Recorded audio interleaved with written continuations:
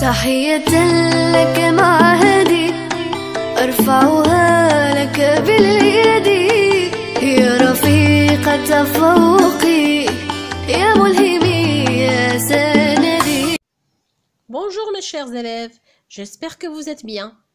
Aujourd'hui, nous allons travailler une nouvelle leçon des mathématiques. On va travailler en mesures. C'est la leçon des mesures des masses. Tout d'abord, on doit savoir qu'est-ce qu'une masse. La masse d'un corps représente la quantité de matière que contient ce corps, c'est-à-dire la matière qui la compose. Dans le langage courant, la masse est appelée aussi le poids, ce qui n'est pas correct. Ces deux termes sont souvent confondus, mais la masse est une grandeur sans direction et constante. Par contre, le poids est une grandeur toujours dirigée vers le centre de gravité. Dans le système international, les unités usuelles de masse sont le gramme noté G et le kilogramme noté kg. Une masse s'exprime par un nombre suivi d'une unité de mesure de masse. Pour convertir les mesures de masse, on utilise le tableau de conversion. Le tableau est constitué des sous-multiples et des multiples. Les sous-multiples du gramme sont le décigramme, le centigramme et le milligramme. Les multiples du gramme sont le kilogramme, le hectogramme et le décagramme. Et il y a aussi les multiples du kilogramme sont la tonne et le quintal.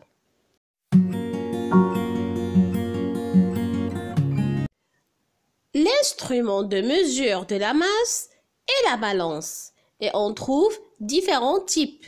Les balances non précises comme la balance Roberval, la balance monoplateau à aiguille et la bascule. Et il y a des balances de précision comme la balance électronique et le trébuchet. Pour la balance Roberval, si on veut peser un objet, on utilise des masses marquées. Pour la balance électronique, on place le récipient dans lequel on veut mettre le solide sur la balance. On appuie sur le bouton tare pour remettre les roues. On peut ensuite mesurer directement la masse du solide.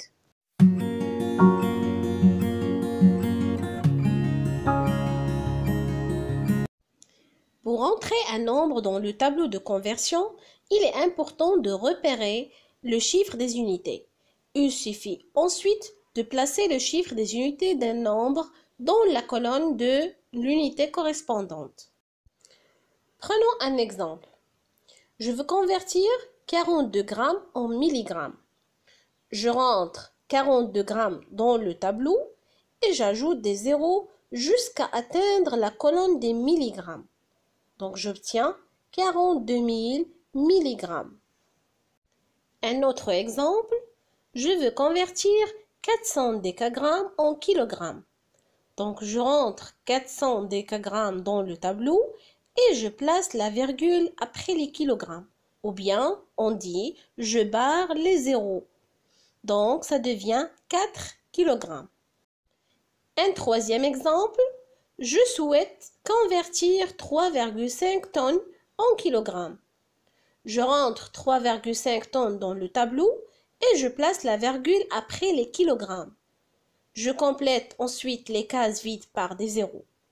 Donc comme vous voyez dans le tableau, on a mis 3 dans la tonne, car 3 ce sont les unités. Et on a ajouté les zéros dans les cases vides. Donc 3,5 tonnes devient 3500 kg.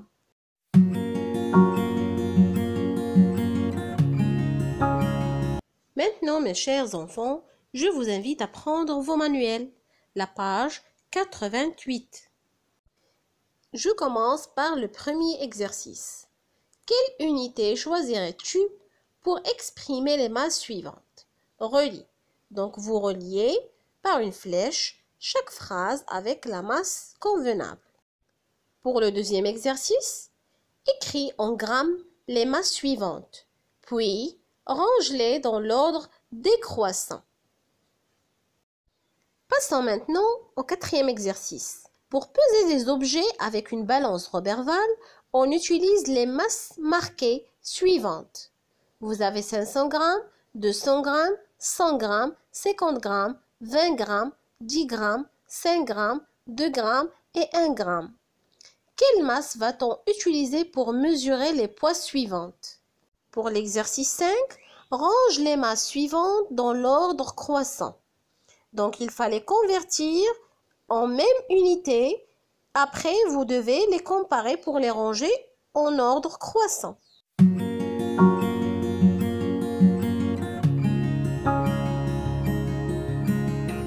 Maintenant, on prend la page 89 et on va faire l'exercice 6, qui est le plus lourd. Donc, parmi les deux personnes dans chaque ligne que vous avez, vous choisissez la personne la plus lourde.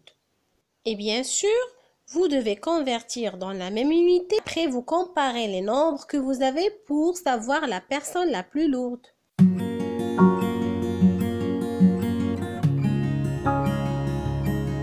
Voici la correction. Pour l'exercice 1, pour les poids les plus légers, on utilise le gramme. Pour les poids lourds, on utilisait le kilogramme. Et pour les poids les plus lourds, on utilise la tonne. Pour l'exercice 2, on a converti en grammes et après on a comparé les nombres qu'on a obtenus.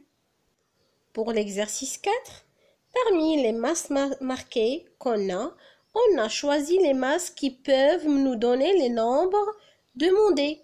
725 g, 835 g et 0,660 kg. Pour l'exercice 5, on a demandé de ranger les masses suivantes dans l'ordre croissant, c'est-à-dire de plus légère vers la plus lourde.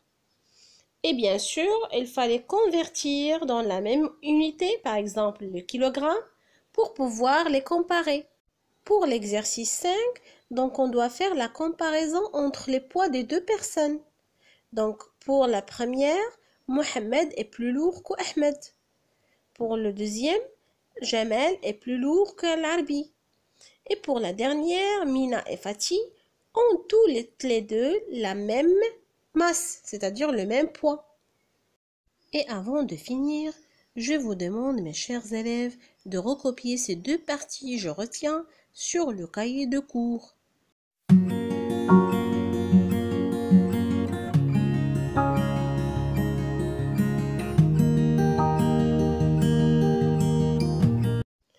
J'espère, mes élèves, que vous avez bien compris la leçon. Et avant de finir, je vous propose quelques activités pour s'entraîner. Donc, ce sont des exercices d'application à faire sur le cahier de recherche. Dans ce temps, je vous dis, mes chers enfants, prenez soin de vous. À bientôt.